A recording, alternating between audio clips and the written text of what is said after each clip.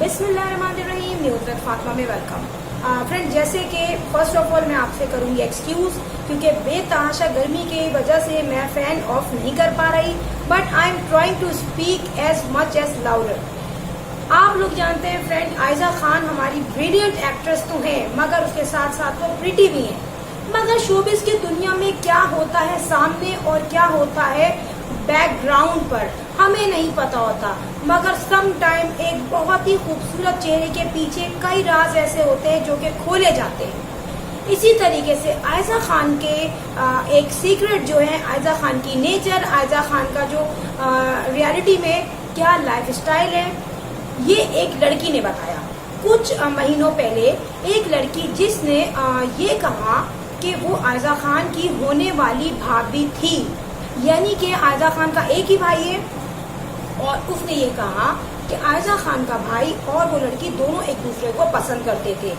अब यहाँ पर हुआ क्या, आयजा खान के भाई ने डेफिनेटली जब अपने घर में ये चीज़ इन्फॉर्म की, उसके बाद आयजा खान के भाई ने काफ़ी जिद की कि मैं इसी लड़की से शादी करूंगा। सो फ्रेंड, यहाँ पर होने लगी दोनों की इंगेजमेंट। अब इस लड़की ने ये बताया कि जब इंगेजमेंट होने वाली थी तो उसमें डेफिनेटली कुछ गिफ्ट आइटम्स आते हैं लड़के वालों की तरफ से। तो लड़के वालों की तरफ से जो गिफ्ट आया उसमें लड़की के लिए एक सेट था, और आई थिंक उस सेट में चूड़ियां तो आई थिंक ऐड नहीं होती होंगी, नेकलेस और 2 इयररिंग्स थे, जिसको ये कहा गया कि वो डायमंड का सेट है, और आयजा खान की तरफ से दिया गया, और ये कहा गया कि मैं अपनी होने वाली फ्यूचर की भाभी को ये गिफ्ट दे रही हूँ अपने भाई की वजह से। अब उस लड़की ने कहा कि मैं बहुत खुश हुई और उसके बाद मैंने वो सेट पहना, मगर कुछ लोगों के कहने पर कि ये डायमंड का सेट नहीं है, मगर उस लड़की ने कहा कि नहीं, ये आयजा खान ने मुझे दिया है और मैं उसकी फ्यूचर की भाभी हूँ, तो डेफिनेटली वो अपनी इन फ्यूचर भाभी के साथ क्यों गलत करेगी। लोगों के कहने पर वो गई एक ज्वेलर के पास, वहां जाके उन्होंने जब टेस्ट कराया तो वो जस्ट एक आर्टिफिशियल सेट निकला, उसमें डायमंड की कोई रियलिटी शामिल नहीं थी। यहाँ पे उस लड़की ने कहा कि जब मुझे ये पता चला तो मैं शॉक हो गई, क्योंकि मुझे ये अफसोस हुआ कि ये मैं इसकी होने वाली भाभी हूँ और ये मेरे साथ ऐसा कर रही है।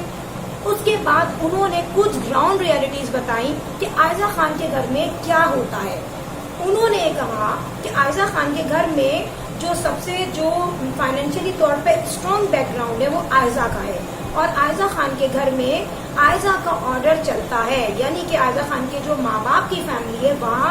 वो होता है जो आयजा खान चाहती है, उस तरीके से घर चलता है जैसे आयजा खान को पसंद आता है। तो आयजा खान के दोनों माँ बाप, उसका भाई और उसकी छोटी बहन आयजा खान के कहने पर ही चलते हैं, क्योंकि उन सबको फाइनेंस आयजा खान करती है। उस लड़की ने ये भी कहा कि आयजा खान का जो भाई है ये बहुत ही डफर है, ना ही ये अच्छी तरीके से स्टडी कर पाया और ना ही ये कोई जॉब कर पाया, ना ही ये किसी बिजनेस में कामयाब है। यहाँ पर ग्राउंड रियलिटी है कि आयजा खान ने अपने फाइनेंशियल स्टैंडर्ड मेंटेन होने की वजह से इसको इटली भिजवाया था स्टडी करने के लिए, वहाँ पर से भी इसने डिग्री कंप्लीट नहीं की। अब ये बातें कही थी आयजा खान की होने वाली भाभी ने। उसने ये कहा कि मुझे आयजा खान की तरफ से जब ये शौक लगा कि अभी जब हमारा रिलेशनशिप ही नहीं बना, मैं ना इसकी भाभी हूँ, ना इधर मेरी इसके भाई से अभी शादी हुई है, और उसके बावजूद भी आयजा खान ने मुझसे इतना बड़ा जो है शौक दिया, इतना बड़ा झूठ बोला, तो इन फ्यूचर क्या होगा। उस लड़की ने यहाँ ये कहा कि आयजा खान के भाई की कोई सोर्स ऑफ इनकम नहीं है,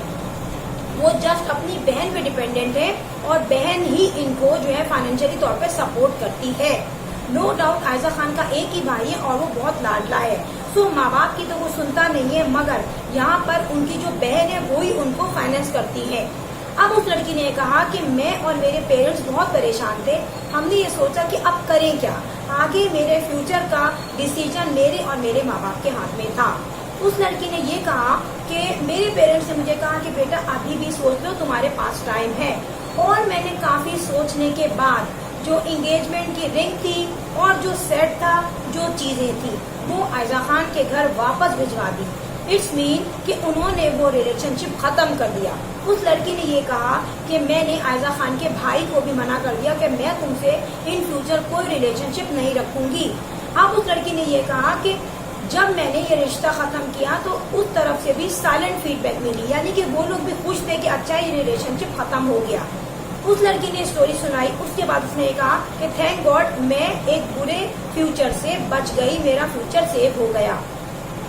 یہاں پر دیکھیں ہمیں نہیں پتا چلتا کہ آن دا اسکرین کوئی شخص ہمیں کتنا اچھا دکھ رہا ہے، کتنا معصوم دکھ رہا ہے، بٹ بیہائنڈ دا اسکرین اس کے پیچھے کیا کیا کہانیاں ہیں، کیا کیا کوشچنز ہیں۔ آن the other side Ayeza Khan کو جو لوگ جانتے ہیں، جن لوگوں نے اس کو انڈسٹری میں بھی دیکھا ہے، ادھر وہ کولیگس ہوں، دوسرے سیلیبریٹیز ہوں، وہ کیا کہتے ہیں؟ جنہوں نے بھی عائزہ خان کے ساتھ کام کیا، ادھر وہ عائزہ خان کے ساتھ چند منٹ انہوں نے گزارے، انٹرویوز دیے،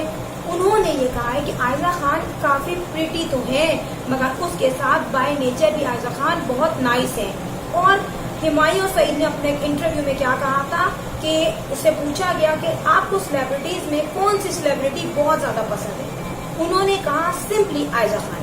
کیونکہ عائزہ خان ایک ایز اے سیلیبریٹی کام کرتی ہے، ڈراموں میں، کمرشلز میں، ریمپ پہ واک کرتی ہے، ایڈورٹائزمنٹس میں آتی ہے، ڈراماز میں آتی ہے، مگر ایک سائڈ پہ جب اسے جیسی انٹرول ہوتا ہے یا گیپ ہوتا ہے تو عائزہ خان فوراً ہی اپنے گھر پہ یا تو میسج پہ ہوتی ہیں یا وائس میسج پہ ہوتی ہیں یا کال پہ ہوتی ہیں، اور کیا کر رہی ہوتی ہیں جناب جانتے ہیں؟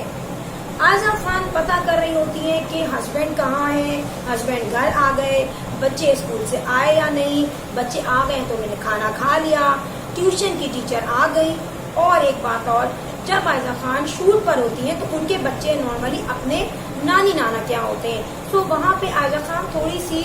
بے فکر بھی رہتی ہیں، کیونکہ آنی ہے، ماموں ہے، نانا نانی ہے، وہ بچوں سے نیچرلی بہت قریب ہوتے ہیں۔ تو یہاں پر عائزہ خان نے خود بھی کہا تھا کہ میں اپنی امی کے یہاں جب بچوں کو چھوڑتی ہوں تو میں کافی جو ہوں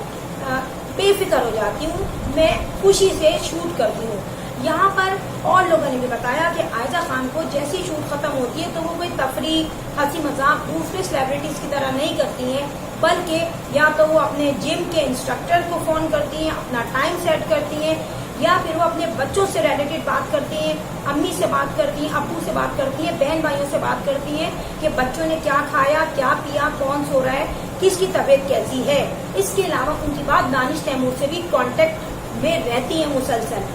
تو ایسی ایکٹرز کیسے خراب ہو سکتی ہے، کوشچن یہ ہے۔ دیکھیے بیہائنڈ دا اسکرین کہنے والوں نے بہت کچھ کہا، آن دا ادر سائڈ دیکھا جائے جب یہ اس نے اپنی اسٹیٹمنٹ دی تو عائزہ خان کچھ نہ کچھ بولتی،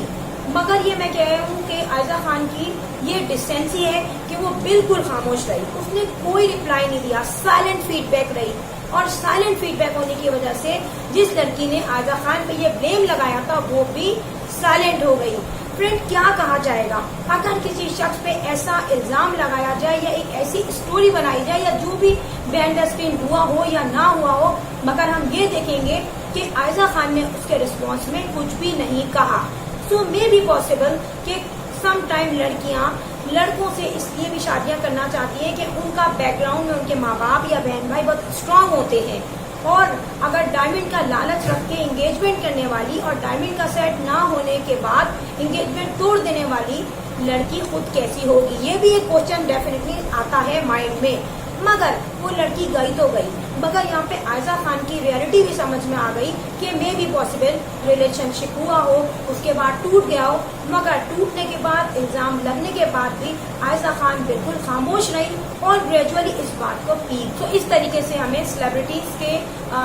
کتنا ٹالریشن ہے، ان میں کتنا وہ سفر کر سکتی ہیں، ان تمام چیزوں کا ہمیں بہت ایزیلی آسانی سے اندازہ ہو سکتا ہے۔